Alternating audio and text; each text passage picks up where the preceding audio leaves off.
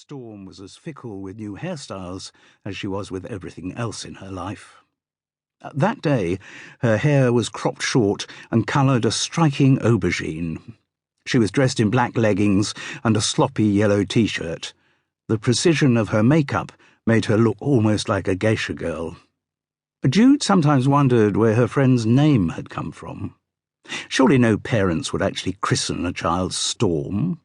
She wouldn't have been surprised to find out that in her younger years Storm had tried out as many names as she had other elements in her life, but she had stayed with Storm Lavelle for the duration of their friendship. Jude was giving her a basic, relaxing massage, while the more important therapy of Storm unburdening herself continued. Storm would sometimes do a massage for Jude, so in these sessions no money ever changed hands, and whichever one was client or healer, it was still Storm who did most of the talking. "I told you I'd split up with Paul, didn't I?" "You didn't, actually, but I'd kind of pieced it together from your manner. What is it with men? One moment they're all over you like a rash, then suddenly they go all cold and start mumbling about needing their own space." "Yes." Jude paused, then decided to say it anyway. It wouldn't be the first time she'd raised the point. "You don't think, do you, Storm, that it might be because you always go at relationships so full on, with all guns blazing? Maybe if you started a bit more casually." "I can't be casual about love. I have to follow my heart.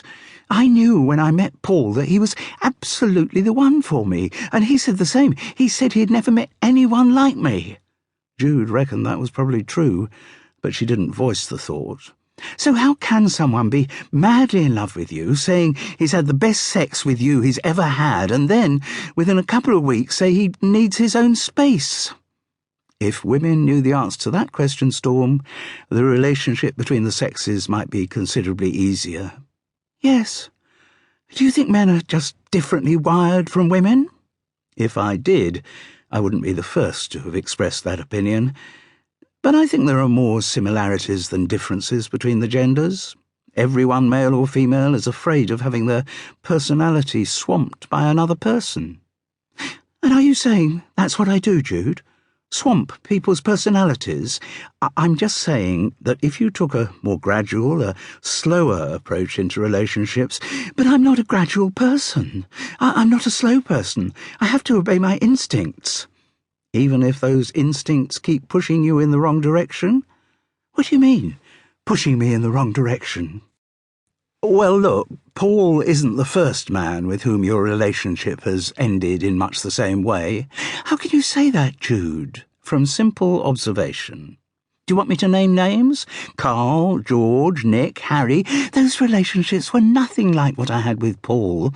I knew from the start that Paul was the real thing.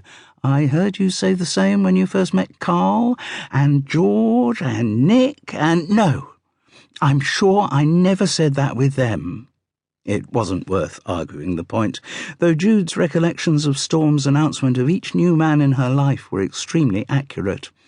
"Anyway," Storm announced, as she had so many times before, "I'm giving up men." "In favour of what?" "Other things. I've wasted so much of my life agonising over them. It's time I got on with the things that really interest me." "And what might they be?" asked Jude, wondering what new fad was about to be revealed. "Acting," Storm replied. "I'm really going to concentrate on my acting." Now this was not as foolish an answer as Jude had been expecting. Storm Lavelle was actually rather good at acting. Perhaps the wide variety in her own emotional life had enabled her to see inside the characters of others.